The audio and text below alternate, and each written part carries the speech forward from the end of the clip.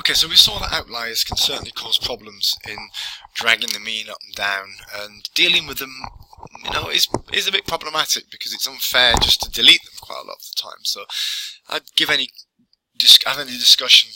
If you've got that problem, I'd have that discussion with your supervisor. Something which is similar to skewness and similar to outliers and the effect it has on the data. In many respects, skewness can be caused by outliers. More of that later. So skewness is basically where the data don't neatly follow the normal distribution that we saw earlier. So if we look down here, we've got the normal curve here.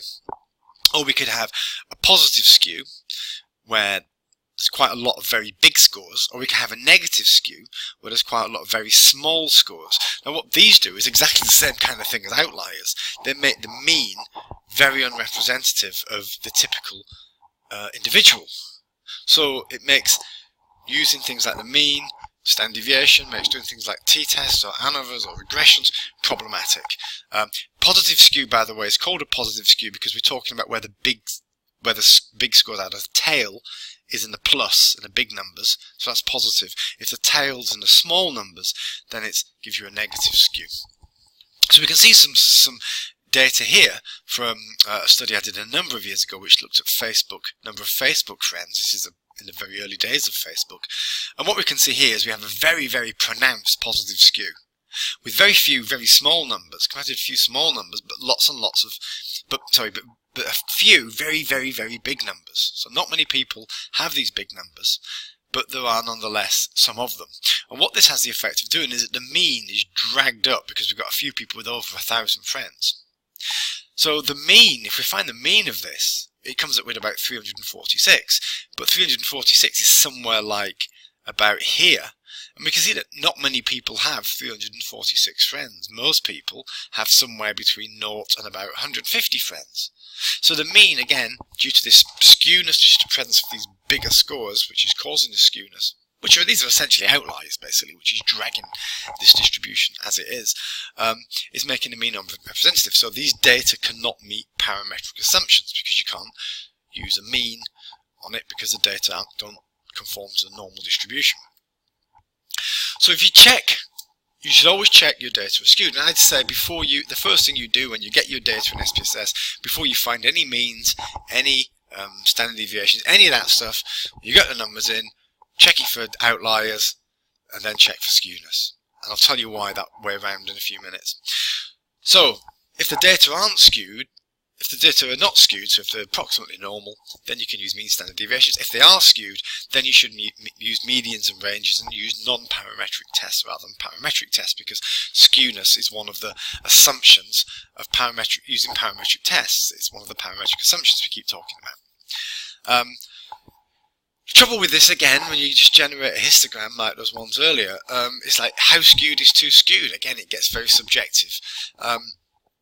But we can actually use SPSS to calculate a skewness statistic. Now, a perfect normal distribution will give you a skewness statistic of 0.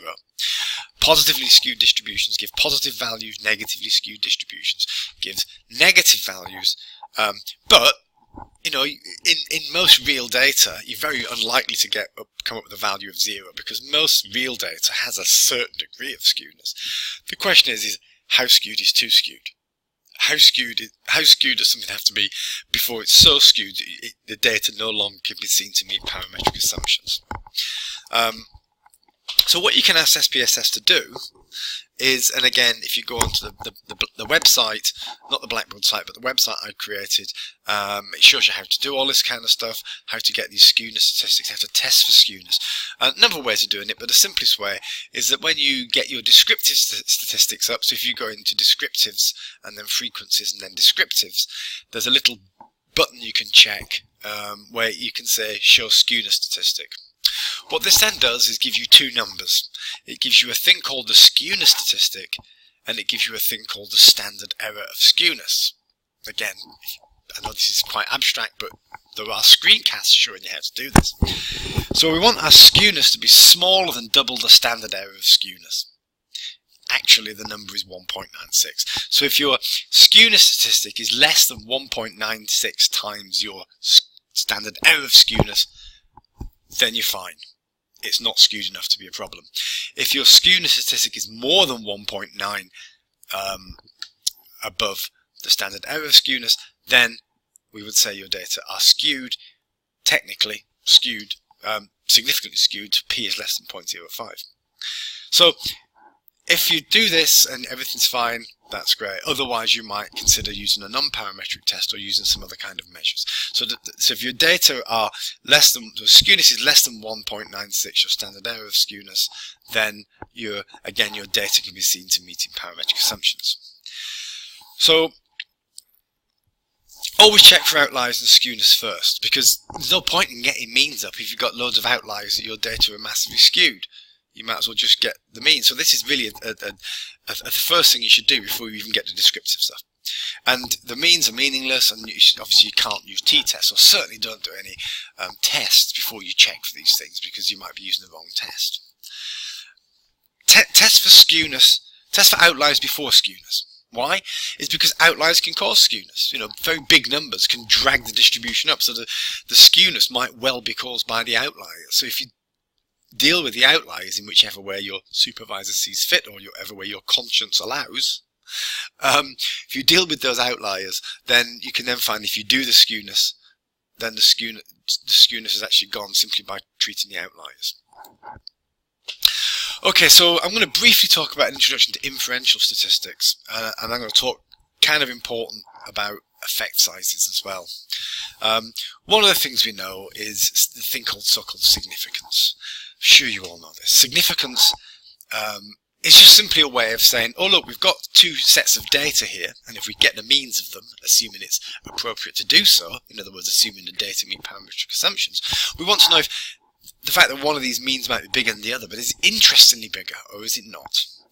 So the way in which we decide, or one way in which we decide something, whether something is interestingly bigger than the other or not, is simply to say, well, how likely were this difference between the two means due to chance, right? And we simply say, if it's likely to be due to chance, then we say it's uninteresting. If it's very unlikely to be due to chance, then maybe we say it's very interesting. So just in terms of probability theory,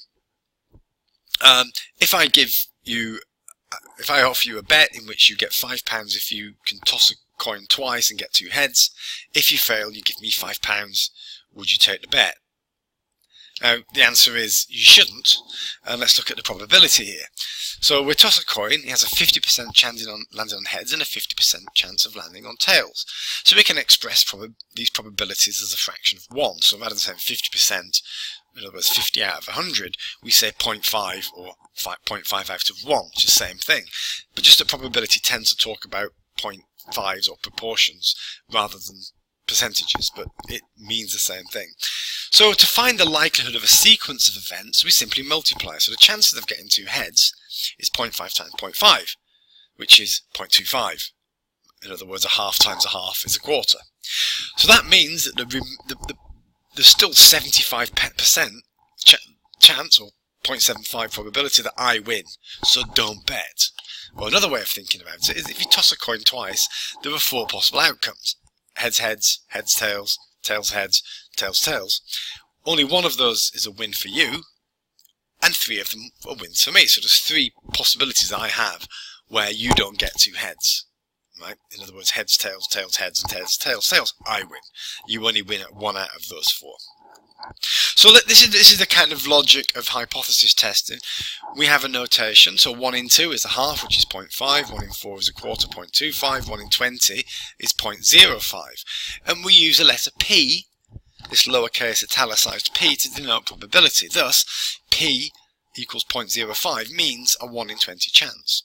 So you can work out for yourself what P equals 0.01, P equals 0.005, and P equals 0.001 is. You can work those out yourself. So what we do with our hypotheses here is we make a prediction, such as mobile phone use will lead to driving errors, and we make a prediction, and this becomes our experimental hypothesis. We write this as H1.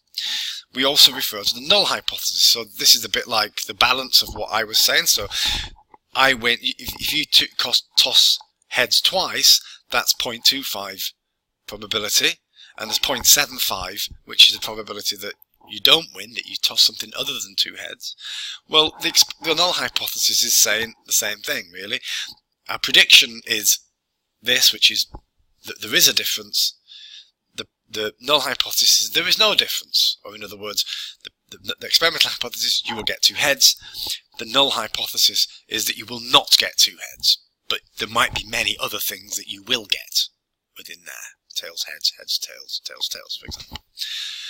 So what our test does is simply say, well, how likely is it that the data that we have is due to chance? Okay, and one of the ways in which we make this decision is to say, well, if our data are, if the likelihood that the data is due to chance, having done one of these tests, is less than 0.05, then we say this is interesting, it's significant, it's statistically significant. It's a terrible word, significance, because significant can sound like it means important, but it's just a technical statistical word developed by statisticians which just tells us that something is less than 1 in 20 due to chance. And actually 1 in 20 is not very long odds. You know, if somebody were to tell you that drinking Coke give you a 1 in 20 chance of having a heart attack, you'd probably stop drinking Coke.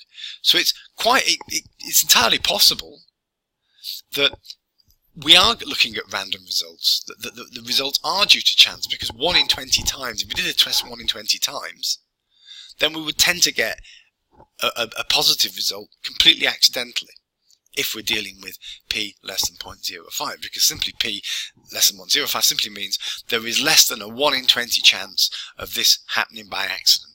But of course, if it's 1 in 20, that's not that long, and many times you might be getting positive results where there aren't any real positive results.